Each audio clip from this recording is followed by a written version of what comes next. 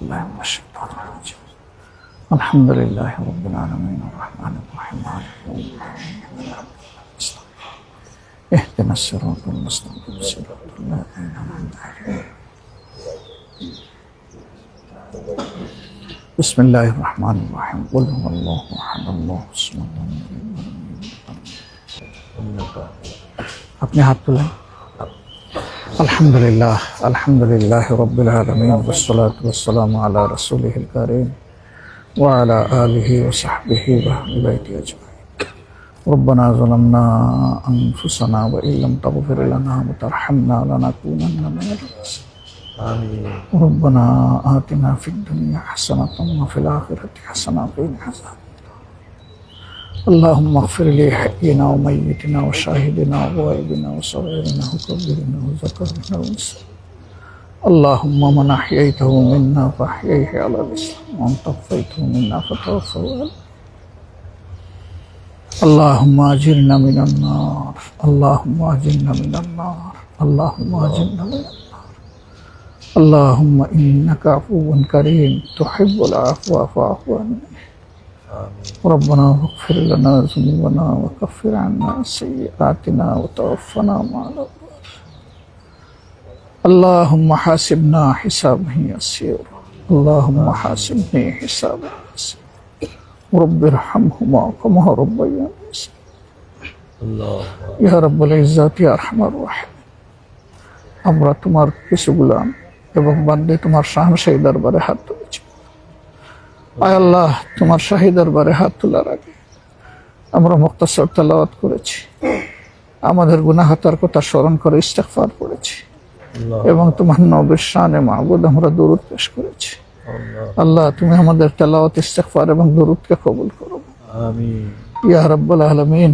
ইয়া আল্লাহ ইয়া আরহামার রাহিম আজকে যাদের উদ্দেশ্যে আমাদের এখানে আসা আল্লাহ তোমার এই বান্দাগুলোকে তুমি জানো মাওলা আল্লাহ আমরা সাক্ষী দিচ্ছি তারা দেশপ্রেমিক ছিলেন আমিন আল্লাহ আমরা সাক্ষী দিচ্ছি তারা বীর ছিলেন আল্লাহ আমরা সাক্ষী দিচ্ছি তারা দেশের স্বার্থের পক্ষে ছিলেন আমিন রব্বুল আলামিন বড় নিষ্ঠুর নির্মমভাবে তাদেরকে খুন করা হয়েছে আমিন আল্লাহ এই খুনের পিছনে নেপথ্যে যারা আছে খুনের সাথে যারা সম্পৃক্ত ছিল আল্লাহ এই খুনেগুলোকে তুমি বিচারের মুখোমুখি করে দাও আমিন ইয়া রাব্বুল আলামিন দুনিয়ায় অন্তত সামান্য বিচার হলে আমাদেরকে দেখার তৌফিক দাও ইয়া আল্লাহ তোমার এই গোলামার বান্দিগুলোকে তুমি কবুল করে নাও আমিন আল্লাহ তারা মানুষ ছিলেন ভুল ত্রুটি হলে ক্ষমা করে দাও আমিন আল্লাহ তাদের ভুলগুলোকে গুনাহগুলোকে ক্ষমা করে দিয়ে নেকিতে পরিণত করে দাও আমিন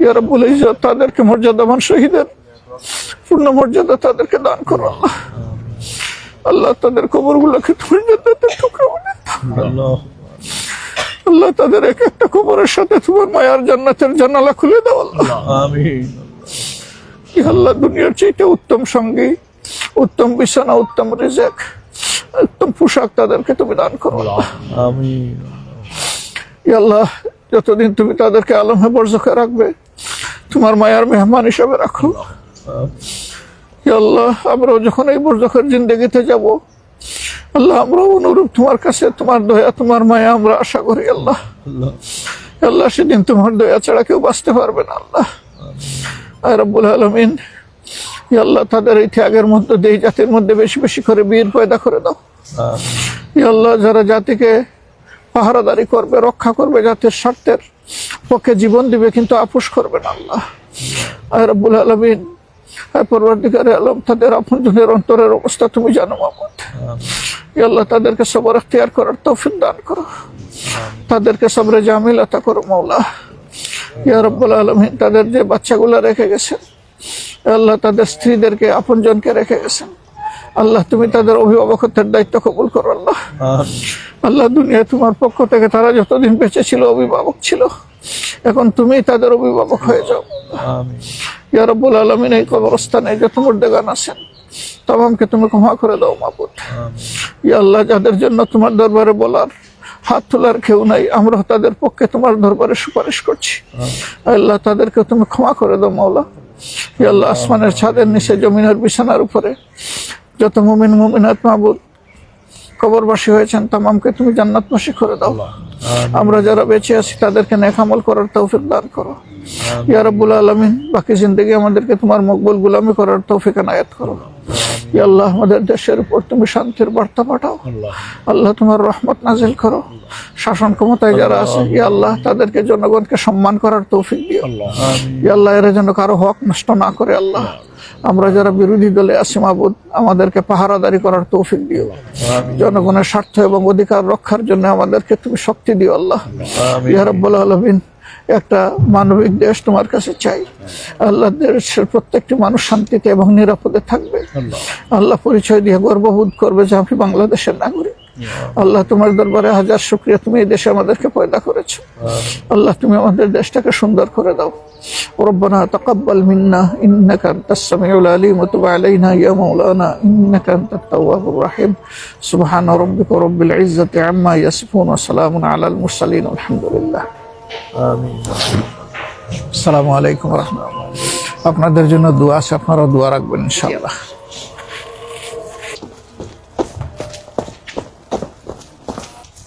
আলহামদুলিল্লাহ, আলহামদুলিল্লাহ রাব্বিল আলামিন ওয়াসসালাতু ওয়াসসালামু আলা রাসূলিল্লাহ।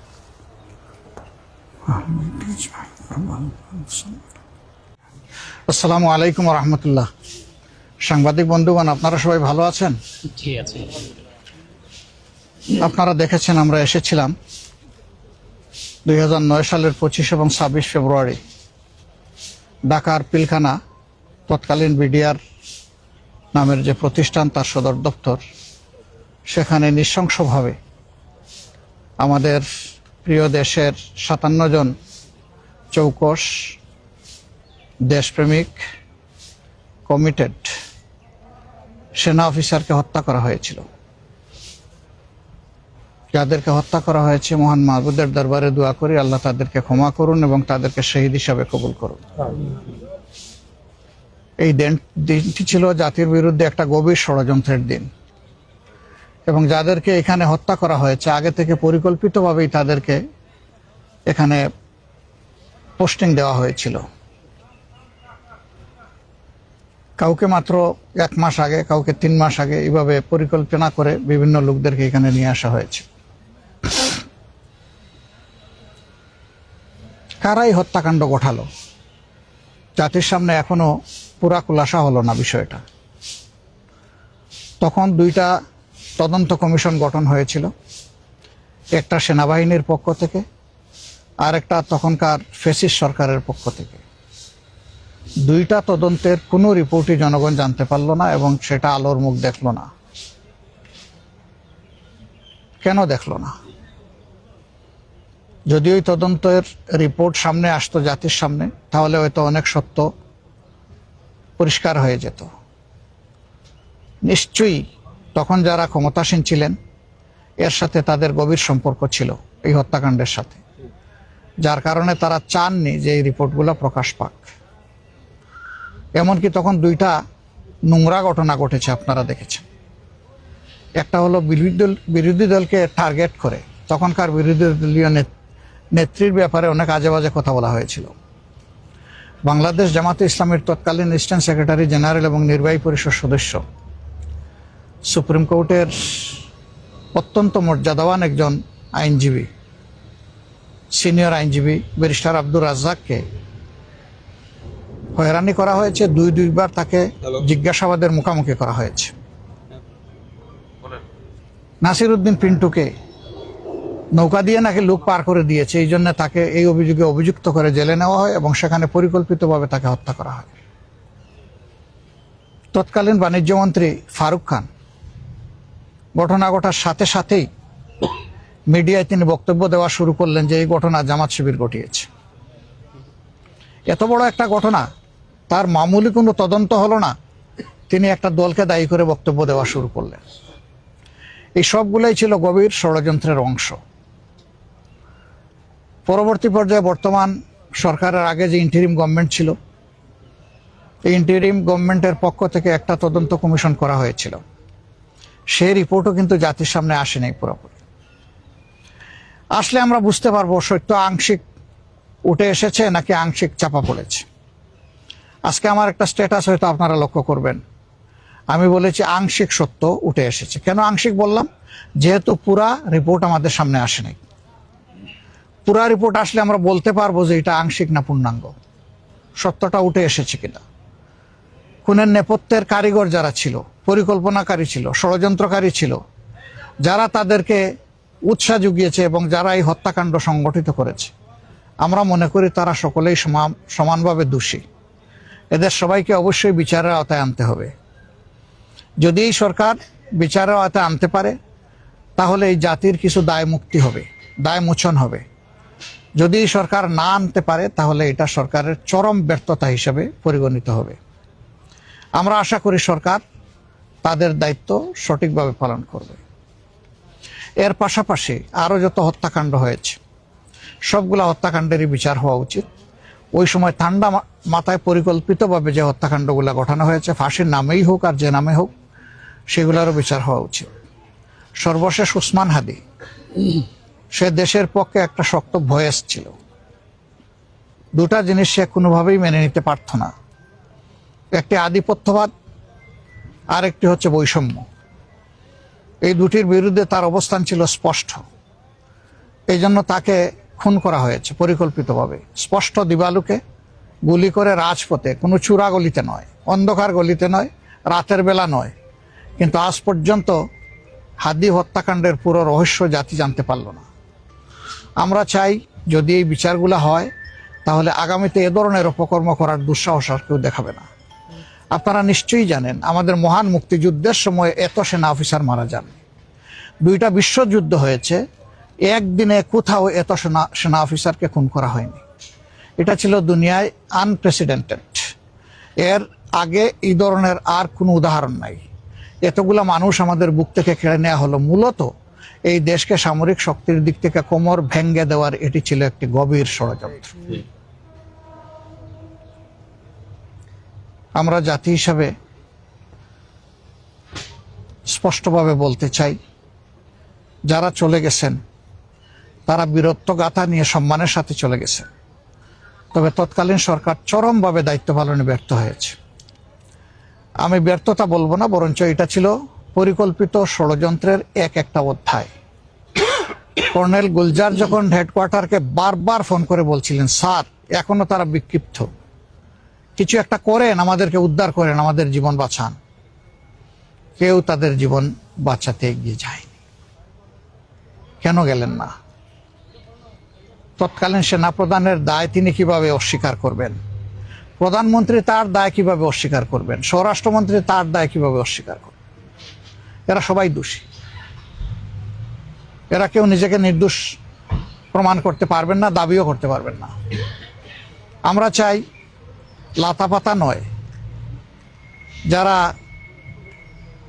শাখা প্রশাখা আছে তারা না, মূল গাছগুলাই যেন চিহ্নিত হয় এবং মূল গাছগুলার জন্য বিচার সঠিকভাবে হয়। জানি না বিচার হবে কিনা। আমাদের প্রত্যাশা ছিল এই দেশ সেবার সুযোগ আমরা পেলে কোনো আপোষ করব না, এই ব্যাপারে আমরা ঠিক বিচার করব। আমরা ন্যায় বিচারের সংস্কৃতি চালু করতে চাই, তবে প্রতিহিংসার কোনো রাজনীতি আমরা চালু করতে চাই না। প্রতিহিংসার ন্যায় বিচার ভিন্ন ভিন্ন জিনিস। প্রতিহিংসা পরায়ণ হয়ে বিচারের নামে যা করা হয় তা ঠান্ডা মাথার হত্যাকাণ্ড হয় অথবা শাস্তি দেওয়া হয়। আমরা ওটা চাই না। আমরা চাই ন্যায় বিচারটাই নিশ্চিত হোক, কেউ নির্দোষ হলে নির্দোষ হয়ে যাবে বিচারের মাধ্যমে, আর যারা সত্যিকারের দোষী তারা যেন তাদের পাওনাটা পায়, তাদের শাস্তিটা পায়। আমরা এই সমস্ত শহীদানের আত্মার মাগফিরাত কামনা করছি, দোয়া করছি আল্লাহ তাআলা তাদের আপনজন প্রিয়জনকে সবরে জামিল দান করুন এবং এই বীরদের তাদের ত্যাগের ইতিহাস ধরে বাংলাদেশে আরো বেশি বেশি করে আল্লাহ তাআলা বীর পয়দা করে দেন, সেই দোয়া আমরা করি। বিশেষ করে আমাদের যুব সমাজকে সজাগ থাকতে হবে। আমাদের প্রিয় স্বাধীনতা, সার্বভৌমত্ব কোথাও যেন হারিয়ে না যায়, কেউ যেন আমাদের ঘাড়ের উপরে প্রভু হয়ে বসতে না পারে। আমাদের বন্ধু থাকবে সর্বত্র, প্রভু মানব শুধু একজনকে, তিনি হচ্ছেন আল্লাহ রাব্বুল আলামিন, আর কাউকে আমরা প্রভু মানব না।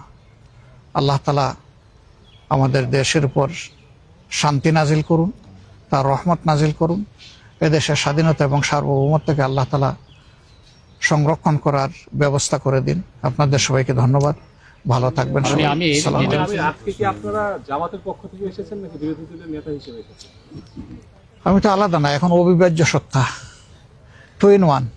মাননীয় আমির, যেটা হচ্ছে যে শহীদ পরিবারের অনেকে দাবি জানিয়েছেন যে এই যে শহীদ দিবসটি এটি ঘ শ্রেণীতে আছে, এটিকে মানে ক শ্রেণীতে উন্নীত করার দাবি জানিয়েছেন, এবং একই সাথে যারা শহীদ হয়েছেন তাদের অনেকে মৃত্যু পরবর্তী পদোন্নতি দিয়ে তাদেরকে এই করা হয়, সেই দাবিটাও তারা জানিয়েছেন। আপনারা কি এই দাবির সাথে একমত কিনা, সরকারের কাছে দাবি জানাবেন কিনা? এটা তারা যা বলেছেন যথার্থ বলেছেন। এই দাবি তাদেরকে করতে হলো কেন? এটাই তো দুঃখের বিষয়। এটা তো সরকারের নৈতিক দায়িত্ব, সরকার নিজে থেকে এটা করবে। আমাদের দাবি হচ্ছে যে শহীদ সেনা দিবস ঘোষণা করতে হবে, এই দিবসটাকে আনুষ্ঠানিকভাবে, রাষ্ট্রীয়ভাবে এবং প্রথম শ্রেণীর মর্যাদা দিয়েই করতে হবে।